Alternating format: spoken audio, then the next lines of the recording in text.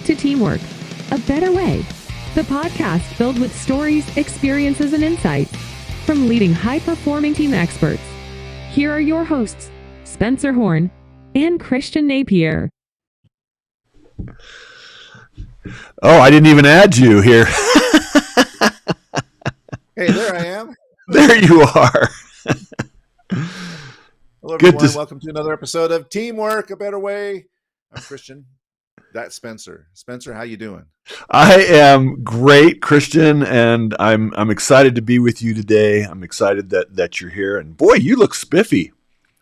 Well, I had a meeting that I just finished, and I had to be wearing a shirt and tie for it, so I apologize for not being able to dress in my usual polo shirt, which is my unofficial uniform for this podcast. But Spencer, it's great to see you. Your mic is running a little hot, so listeners, I apologize. We because of my having to go back to back, we weren't able to do any testing before we hopped online. So I apologize. Okay, I'll turn it down. How's that? Is that better? Yeah, there we go. There we go. Are you able to hear me okay? Yeah, you could go up a little bit, but okay. Well, this is great. I told everyone that we would start about 15 minutes late, but we're excited to be on now a little bit earlier than the later we were expecting to be on. Yeah, it's good. It's good. Spencer, what are we talking about today? You know, it has this word engagement in it. What does this mean, engagement? Yeah. Engagement means it's really about how excited the employees are to show up to work, to give their discretionary effort. Right. It means that they are focused on the work at hand and not being distracted by, do I need to find another job? My boss is not treating me well, and I'm unhappy here. And so they're not giving their full attention, their full focus to the work that is at hand. And as a result, productivity is sapped and drained significantly. If I'm not taking my energy and saying, I'm excited to be here, my boss asked me to do something and I look for solutions and I'm excited to participate because I'm involved, that's engagement. And it's suffering right now. I mean, you and I spoke recently about high performance teams. We talked about an article, 8.7% based on that study that was just reported on in this January. My organization has been studying this for 30 years, and we see it at less than 12% in that time.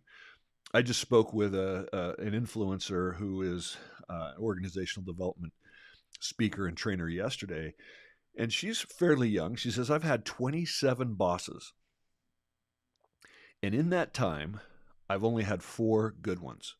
Now, that's about a 15% good scenario, right? And she said it was so bad in one of the situations, the toxicity of the environment, that she actually became physically ill, had to go to the doctor, and that is something that has created lingering challenges for her until recently. Finally, she has a clean bill of health, but that's a year later. So you want to talk about engagements? If I have to worry about my health because of my job and how my boss treats me, I am not bringing my best self to the job. Oh my gosh. Well, yeah. I mean, my heart goes out to her, and I understand, although she's not alone. I mean, this happens. This is affecting a lot of people, right? What was the Gallup poll that you sent me the other day? It was like 33%. Yes. It's so in 2023, 33% of U.S. employees were engaged. And that's really a slight decline from an earlier in the year. And the figure is lower than the peak engagement levels recorded in 2020, which were 36%. And late June of that same year, we're at 40%. So, we were talking about the impact a minute ago, and the article points out, and this is, based on a lot of study and research, when you don't have engaged employees or they're actively disengaged, that contributes to approximately $1.9 trillion in lost productivity nationally. And we're just talking about the US. I know we have global audience, but that's just in the United States alone. 1.9 trillion. That is the impact of people not bringing their best self to the job every day because they're distracted, they're frustrated, they're unhappy. Well, what's causing this? What are the major causes that you are seeing? Like you say, you've been studying this for 30 years. What are the major causes of disengagement? Why aren't employees engaged? Well, there's several elements affecting engagement levels since just 2022. One that to me is very evident is clarity of expectations. And that people will, what do you mean? I mean, people don't know what they're being hired for. Think about what's happened the last few years in terms of turnover.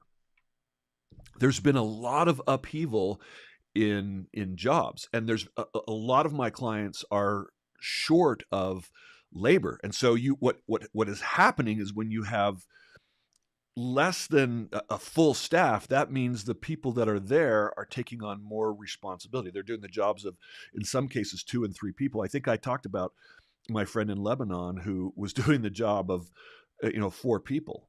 She had a 4-person team, and now it's just her. So what's happening is that you have less time available to mentor, to coach, to teach, to spend time identifying their roles. And when people are taking on more roles than they're used to, what's my priority? Where do I focus? So there's lack of clarity because there's a shortage of workers in many organizations. High turnover means that we're trying to bring people up to speed. They're not as productive early on, so there's still a drag on productivity, and people are just stretched to the breaking point. So, while having materials and equipment and the opportunity to do one's best, it's really brought down by just not knowing exactly what expectations are because we're not taking the time to clarify that. Well, I can certainly see that's a problem. And the challenge with that is that much of it is outside of the employee's control, right? So in cases where employees don't have any decision-making authority as to who they work with or who's on their team or how many people are on their team or whatnot, that can certainly add to a source of frustration. So aside, though, from, companies saying, well, okay, well, we need to hire more people to back or to support the folks that we have here, which may not be happening. And what's the solution? Because, a lot of it seems like it might be outside, as you're talking, it sounds like, oh, these are external factors that I don't have a lot of control over. So, so there's a couple of things. Yeah, there are things you can do. And I think there's a few more things that I think we should really uncover. I think one of the things that the article mentions is that this lack of clarity is really pronounced among hybrid and fully remote workers. And why do you think that might be? Well, it's harder sometimes to establish and foster personal connection through remote relationships or hybrid. And hybrid sometimes is challenging too, because maybe not everybody's coming in the same day of the week. And so when you get there, maybe the people that you want to meet there may not be there. And so it's just harder. I can't do what was on my agenda today because, this person's not here. And you hit the nail on the head. It's actually one of the solutions, which was your question a moment ago, is how do we begin to increase engagement? Well, one of the reasons why there's a lack of clarity with hybrid and remote teams is reduced amount of interaction and communication. So therefore, what? Do the opposite, increase communication and interaction. Yeah, I mean that's one of the things. So, but another contributor to the decline in role clarity is a lack of formal training for managers and hybrid teams. I mean, we've gone hybrid, but we're not really spending the time just like, hey, figure this out, because we don't have time. And so that idea of we don't have time to figure things out, we just have to make it up on the fly, I think is a real fallacy. So often we're focused on efficiency at the expense of effectiveness. What would happen if we slowed down for a moment and say, I will make this a priority to sit down with my team and clarify the expectations, how we're going to work, take the time to do that. And as a result, engagement increases, focus increases. People know exactly what's expected. Alignment improves. What that does is it magnifies the time that you have available. You've heard of that saying, and it sounds cliche, but go slow to go fast, right? Sometimes you have to go slow to go fast. And when people just slow down a moment and say, I'm going to take the time to teach, to develop, to coach, the result is increased productivity, and you're going to get more done. But if you're just focused all the time on work, well, you remember Stephen Covey says if you're just sawing the logs day after day, after a while the blade gets dull, and the more and the harder and the faster you go, the less productive you're going to be. All right, you know me, I love my sports analogies, so I'm going to throw one in here. You're in a game or you're in a match and things aren't going so well. What happens? The coach calls a timeout, right? Yep. You need a little bit of time to kind of establish what are we not doing right? What could we be doing better here? That is supplemented, and I'll use American football here as the analogy because we just had the conference championships games over the weekend. That is supplemented with a halftime, right? So in the halftime, the players and the coaches, they regroup, they make adjustments, they assess, all right, well, we were playing zone defense all the time and we weren't able to slow the other team down. Now let's switch it up and play a little bit more man-to-man. They make these kinds of adjustments. I think companies need to do the same thing. Teams, corporate professional teams need to do the same things. You have to call timeout, and you have to sometimes take a halftime and just assess. And as you said, sharpen your saw. What is it that we're doing well? What it's not doing well? Okay, we need to fix this. We need to fix that. If you just keep going 100 miles an hour the entire time, it's not going to work, and you're just going to burn everybody out. And so I think, just as in sports where teams it's not going well, they take a time out to regroup. We need to do that in business too.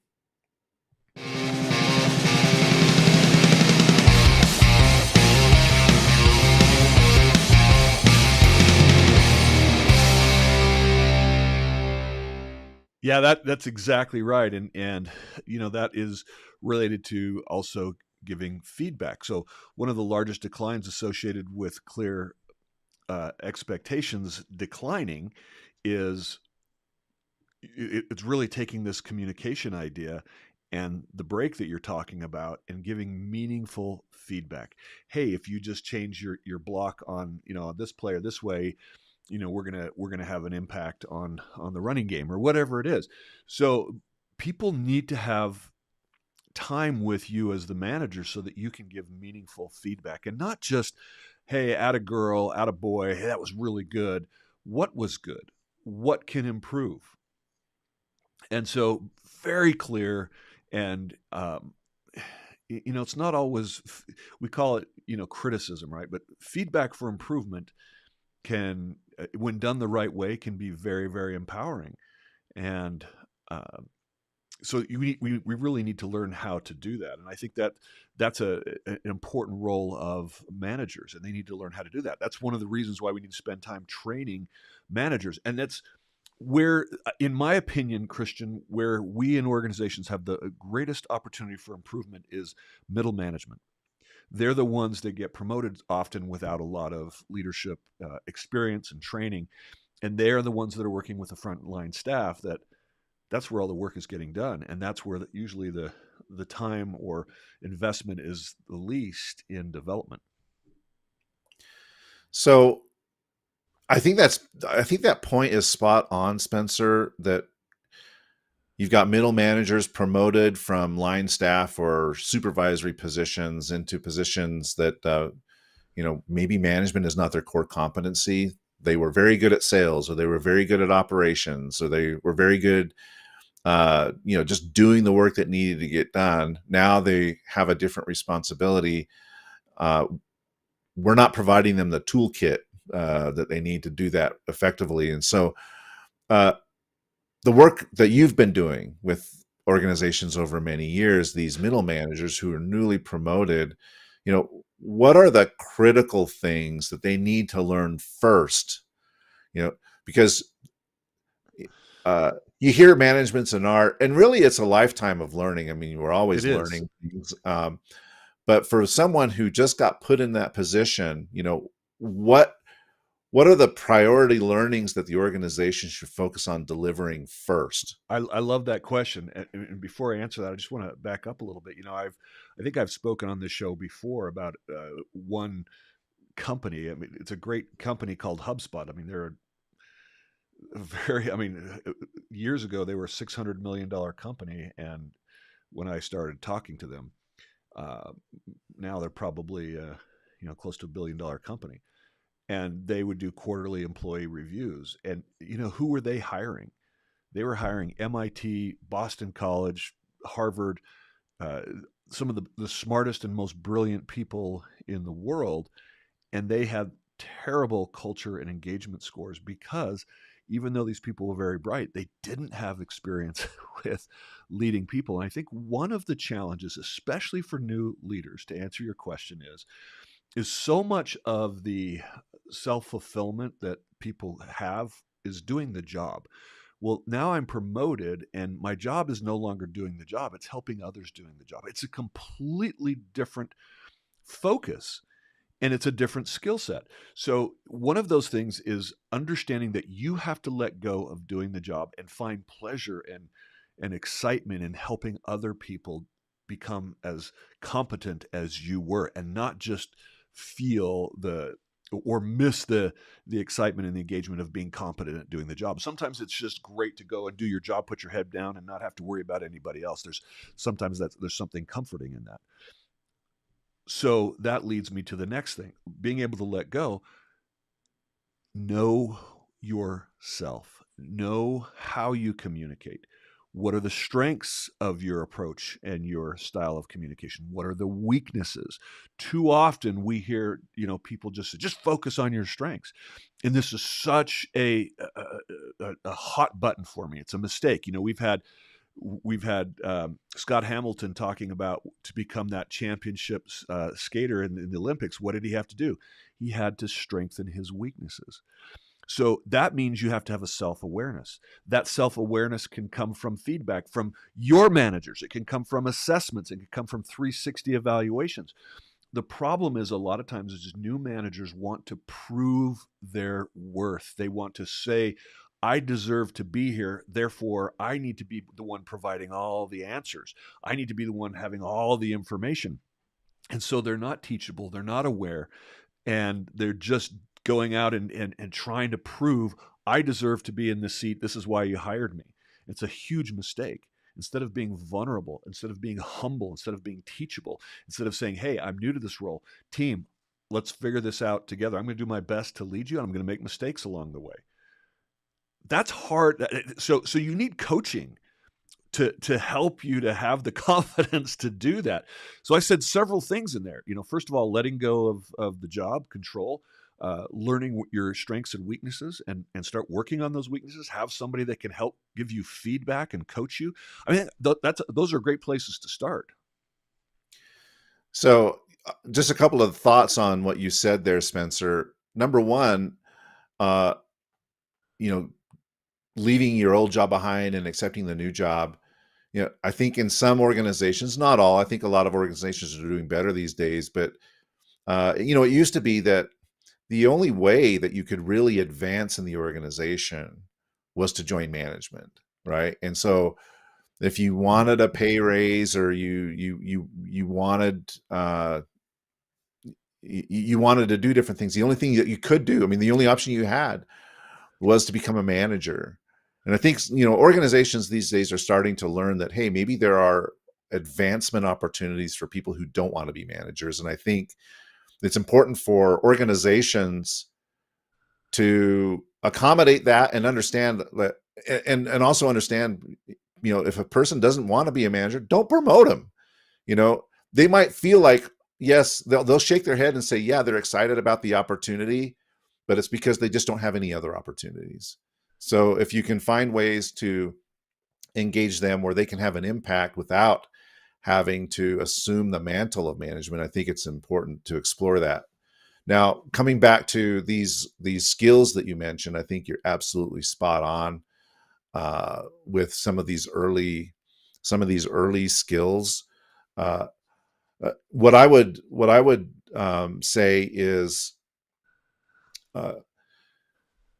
while it's imperative for organizations to create this environment of engagement and promote it and foster it and encourage it, we as individuals also need to step up, and we need to engage ourselves.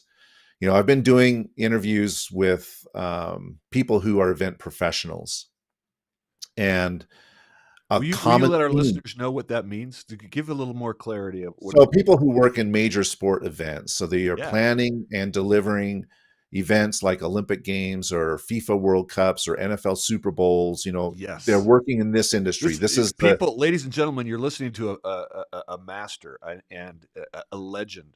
You just didn't know it because he's so humble. Oh, well, that's very kind of you to say, Spencer. But what I am doing is I am interviewing the masters, the people who have been in this space for decades.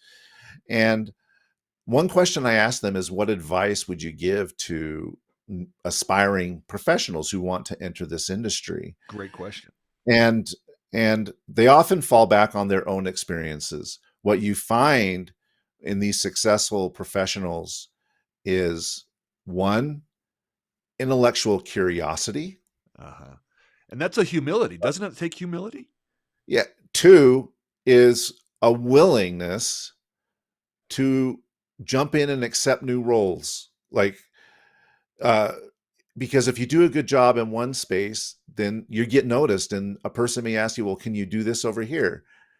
You may not have any expertise in that area. This happened with me when I was working on the Rio 2016 bid. And the CEO of the company said, would you oversee the project to get all of the government guarantees that we need? Well, I'm not an attorney. I don't know anything about guarantees. But for whatever dumb reason, I said yes. So I have a question for you. What percentage from 0 to 100 did you say you had the skills to do that job? And I have a very specific reason of asking you this. So I would say, looking back on it, I had the skills.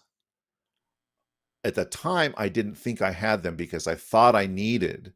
Okay, so that's important. If you didn't think you had them, what percentage did you think you had? 10%? Oh, I thought maybe 20%. I was like, okay, well, I'm good at managing projects, but I've never negotiated contracts with government officials, and I don't know anything about these guarantees. But you took it. And this is important because I was listening to your other podcast that you participated with, Melissa Auskog, and she was saying, in her experience, she says, from her perspective, she says, sometimes women won't take that extra opportunity unless they feel like they have 80% of the skills and skill sets. So some people are maybe more willing to take a chance. And I'm sorry to interrupt your story. This is really important. But I think that's interesting. Sometimes we feel like I just don't have the skill set. And what did you find? What I found is that the skills that were actually most important to deliver that project were skills that I already had. I thought that I needed to be a legal expert on guarantees, but no, what I needed to do is I needed to be very good at managing relationships and keeping people on task, So I turned out to be pretty good at those things, and that actually was the most important. And so, but that being said, kind of coming back to my point is having this intellectual curiosity, being willing to accept new challenges, even when you don't feel like you're qualified. You're like, I don't know anything about this, but I'm willing to learn. And if the organization will give you that space, if they will show enough trust in you to say, hey, we would like you to do this, even though it's outside of your comfort zone, then honor that trust, right? Reciprocate by saying, you know what, I'm going to give it a shot. I don't know. It's a toss up. Maybe it goes well, maybe it doesn't go well. But they had enough faith in me to ask me if I would take on this responsibility, so I'm going to do it. And then the third element that I think has been common among all of these really successful career event professionals is they have learned to roll with the punches, because nothing goes as planned. You plan and plan and plan, and then you end up throwing all the plans away, and you just do what has to be done at the moment. And the people who survive that and thrive in it are people who have learned to accept that and say, well, things change, and my plans didn't happen, but here we are today, right? And we're gonna do whatever we got to do, and we're gonna fix it. Yes. Reminds me of the story about you talking about the bathrooms, right? You have this disaster in a bathroom, and it probably wasn't in your plan that day I got to go in there and clean this thing up, but it has to happen. Somebody has to do it. It has to be done. So step in and do it. And then the final thing is the mentality that no job is too small. Don't think that you're too big to do something like you said, cleaning the bathroom. That's for the janitors. That's not for the VP of the company to do, right?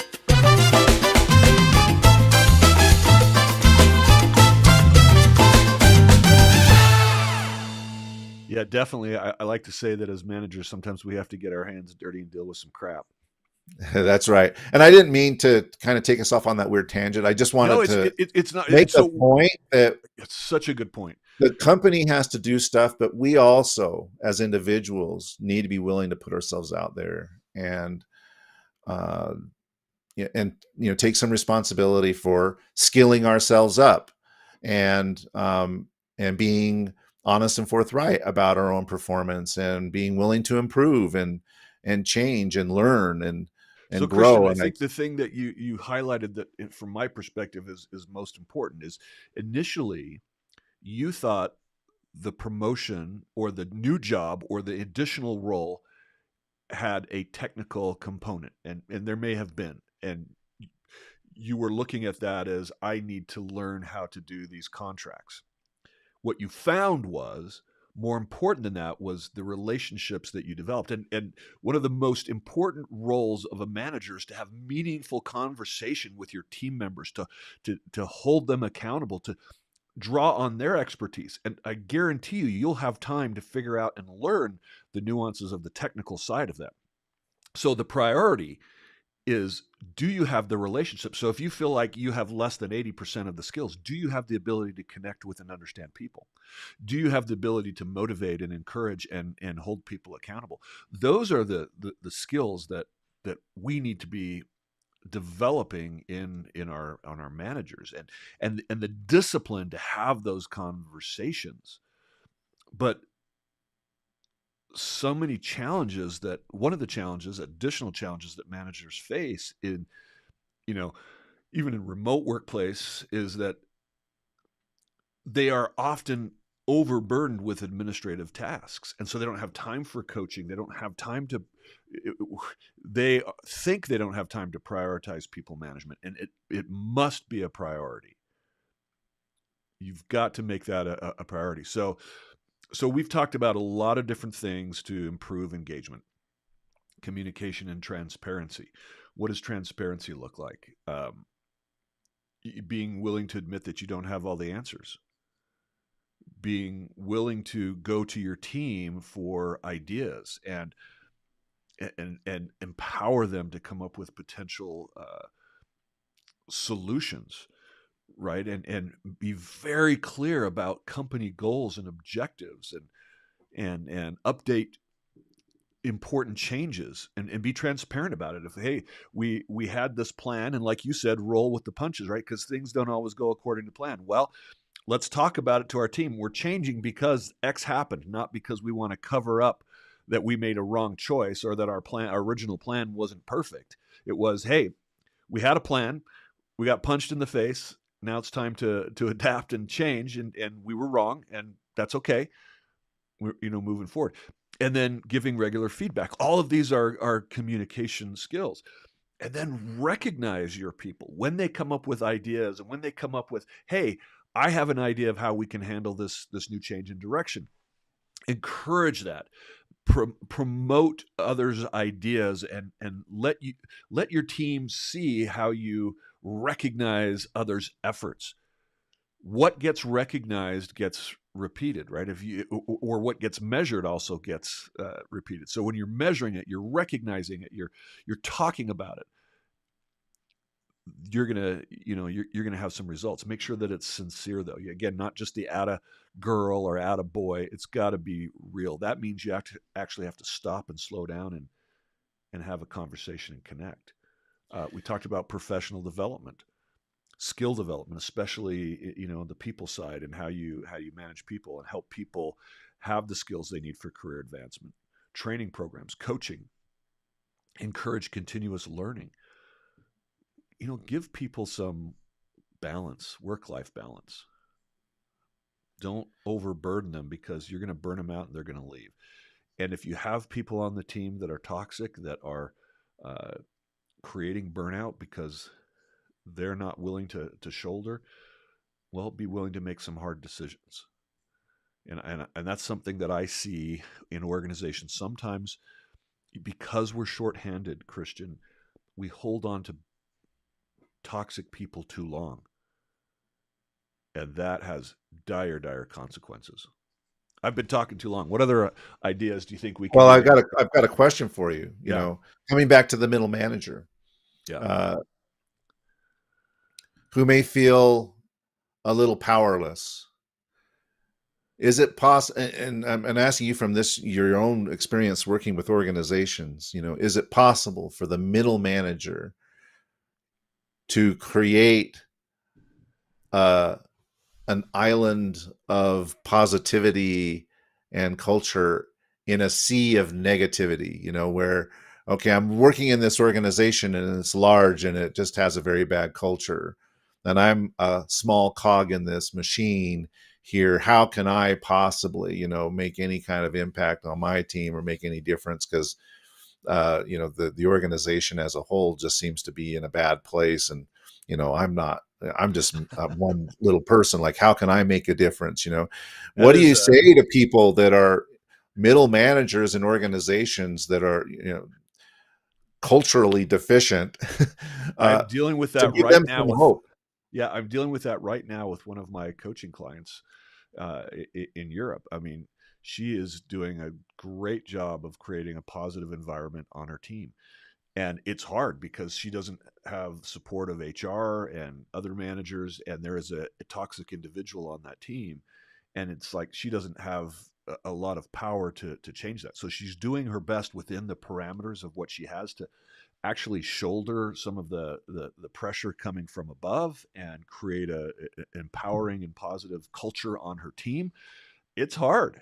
And, it takes time for us talking together, and there are small victories, and there are big setbacks, and there are other victories, and it's going okay. But at some point, the question comes up: how much is this costing me?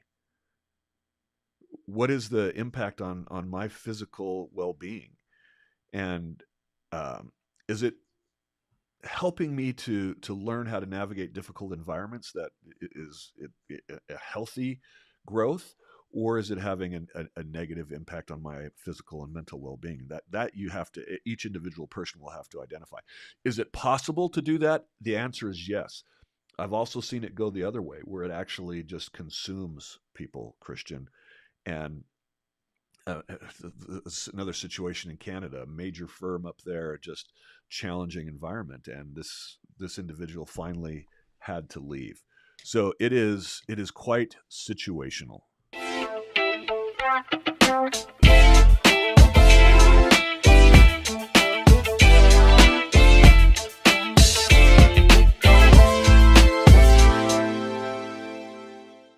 want to go back to something you said about providing opportunities for people that maybe don't want to get promoted.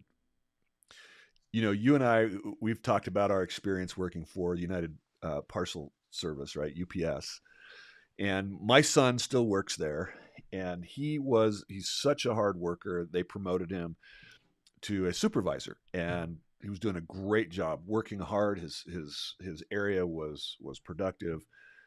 But then what started happening is that they were struggling to bring people on that would work. And so they were paying people more and more for doing less and less work. And it got to a point the people on his team were making more than he was. He is doing all this extra effort, and his supervisor that he had, who he loved, had those regular check-ins, was vulnerable, was real, was a great relationship and focused on helping the team. That person was promoted, and the person that came behind them was not a good leader. And so it was a terrible experience just interacting with that boss. And at a point, he's like, it is totally unworth it for me to be a manager, and actually asked to be demoted. Lost, a lot of benefits, insurance for an entire year, had to go and start over again, basically as an hourly employee, makes more money with less headache. As an organization, are you providing an environment where your managers, your supervisors can thrive? Or is it just, is it where they go to die in their career? Wow, what a story. Truth be told, I actually did that once in my career as well. And if I'm completely honest, it's because I wasn't a very good manager at the time. Yeah, I got a promotion to be a manager of That was a self-evaluation, not a cultural. of instructor-led trainers and field technicians and consultants. So I had a staff of about 20, and I got promoted into this position, and I'll be completely honest, I did not handle it very well. I struggle with it, but I also did notice that the consultants that were on my team were making more money than I was. Isn't that And so frustrating? after doing it for a little while, I asked if I could become a consultant, and they granted my wish. And I think they did because I wasn't being a very effective manager, just, being completely honest here. And I got a raise, so yeah, I think corporations, they need to kind of assess, what they're doing. It's not always bad that you have a line staff that have certain responsibilities that make a very good living at those responsibilities. The work that they're doing is important and it's needed, and, Right. and so on and so forth. You got to be careful not to alienate your managers, right? Like you're saying, by saying, well, shoot, I could get paid more money to do less, or Exactly. do something differently. And although I wouldn't necessarily say do less, because those people who are sorters and unloaders and loaders are working their butts off. So it's not like they're lazy doing nothing. Right. The work is very physically demanding, Yeah. but it's not that mentally taxing, right? It's like, okay, I'm just throwing boxes on a conveyor belt here, and and that's that. It doesn't.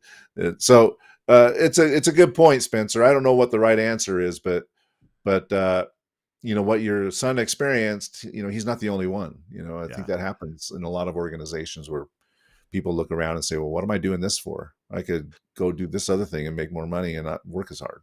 Exactly. We just put this show on last minute, so we didn't have a lot of people join us, but we have a couple people watching. One is Patrick Morrison, and he says, during any meeting with a singular employee or a crew, I always give the eye-opening example to compare how to approach something. He said, you nailed it using the coaching, using a timeout to stop and discuss the how-to approach. So that's somebody that resonated with what you said. Oh, well, maybe we got a sports fan joining us, so that's good. Well, so a couple other things that, we need to create an environment that provides resources for stress. Jobs are stressful.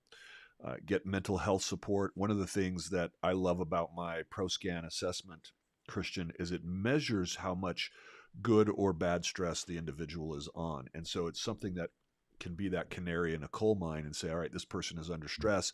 Is it good stress or bad stress? And then we can, then it can be addressed. But you want to create a positive, health focused, environment. There's a lot of discussion right now in the workplace in the United States about diversity, equity, and inclusion in the workplace. And I think one of the things that managers, I know one of the things that they get to do is positively foster diversity and inclusion, right? Ensure fair treatment of all employees.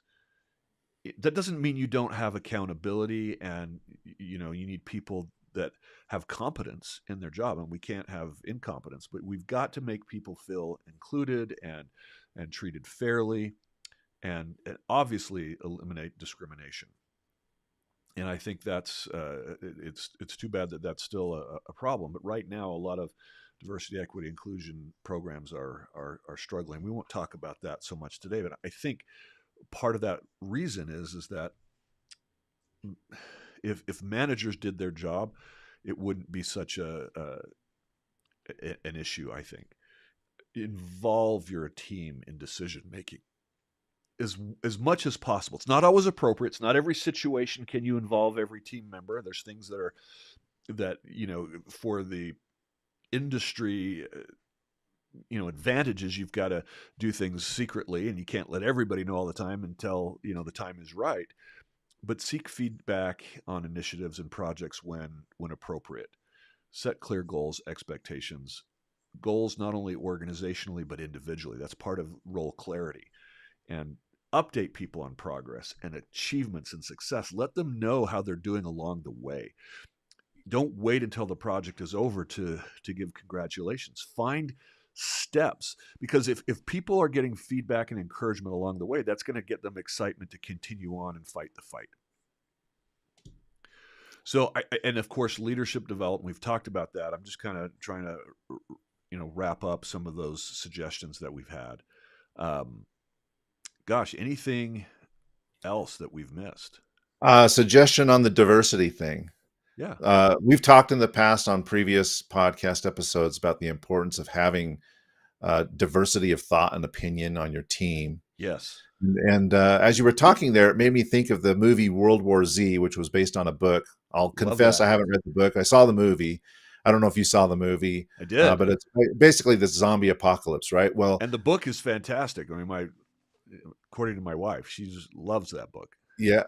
So anyway, there's a scene in that movie where the protagonist, who's played by Brad Pitt, is talking with another gentleman in Israel, and he tells him about the concept of the 10th man. And the idea of the 10th man is that if you have you have a group of 10 people and 9 are in agreement, there's one person that's assigned to take the opposite view and go investigate that opposite view, right? Yeah. And that was done intentionally to avoid groupthink, where we all just do the same thing. We need to have at least one person on this team that takes the opposing point of view or a different point of view to bring it back, so that we can make a well-informed decision. And so I just wanted to kind of point that out as a kind of a silly anecdote, but no, I absolutely love that. Sometimes we need to have people on our team who come from different backgrounds, who see things from a different perspective, look at things through a different lens, who can bring another point of view. Because if we're all the same, we can walk ourselves into all kinds of, and we need to empower that traps. Yeah. Exactly. We have to empower and encourage it. Power, yes, empower and encourage it. And Patrick Lencioni calls that mining for conflict. And it's not conflict in per se that we're having an argument. It is, we can't make a decision I can't make a decision as a team leader until I hear from somebody on the team that tells me why our idea that we've talked about is a bad idea. Now, if we hear all those reasons and we still think it's a good idea, then we're going to go forward with it. But if nobody speaks up and says this is a bad idea, because then we're not going to move forward. But that requires that there's trust. Somebody is going to have to, Because are you going to punish that person for taking a contrary view? Well, then you're not very inclusive, right? I mean, you're not encouraging and empowering diversity of thought. And it takes courage, it takes confidence and humility. All the things that we've been talking about, it takes trust. All of those things to do on a team to be able to have that level of disagreement or conversation. But when you get it right, it's fun. Well, it is. It's fun because it's safe. It turns out to be not fun when it's threatening. When people feel insecure, they have fear. Yeah. So you have to create this safe space, and that safe space, as you mentioned, is all about trust. If the people on the team know that you have their best interest at heart, you have the best interest of the team at heart, you're not, being passive aggressive or trying to promote your own agendas or whatever, but you're coming from a sincere place, then it's okay. So you have to foster that environment of trust. Yeah. Well, Spencer, this has been a fascinating conversation. Final thoughts on engagement? I am hopeful that leaders that are hearing this, business owners, are motivated in 2024 to turn those numbers upside down. Remember that primary song that we used to sing, if you see a frowny face, do not let it stay. Turn that frown upside down and smile your frown away or whatever. But I don't know why I said that. I was just being silly. But the idea is we see these numbers and they are negative. And that means we have an opportunity. When I talk to audiences, I talk about that relationship between positivity and productivity. And the one quadrant, which is low productivity and low positivity, I ask them, is there any redeeming quality to being in this quadrant as a business? And some of them get it. Most of them don't. They're like, no, we don't ever want to be there. But the one redeeming quality of that quadrant is that if the pain is great enough, it will motivate you to change. Sometimes you have to experience the pain of low engagement, poor engagement, high turnover to say, I, as the leader, get to change my approach. I get to focus on increasing employee engagement. It starts with me, how I treat my direct reports, and how I empower them to do the same, all the way down to the frontline employee. And if these numbers and the results that organizations and teams are experiencing are poor enough that it motivates leadership to change, then to me, this is the point of what we're talking about today. That is my hope. Well, I echo that as well. And I think the best first step that anybody can take in that journey is to have a conversation with somebody and have a sounding board, have someone share their advice, their opinions with you. What do they think? I think it's always good to seek that advice out. And Spencer, you have been, as you mentioned, advising companies for over 30 years on this kind of stuff. So if people want to connect with you and learn more about how you could potentially help them engage their employees, what's the best way for them to reach out and connect? I love it when people reach out to me on LinkedIn. It happens daily. Spencer Horn on LinkedIn. You can go to my website at altiumleadership.com, learn a little bit more about me, but it's best to interact immediately and you can do that on LinkedIn. And Christian, same for you. How do people find the brilliant Sir Napier?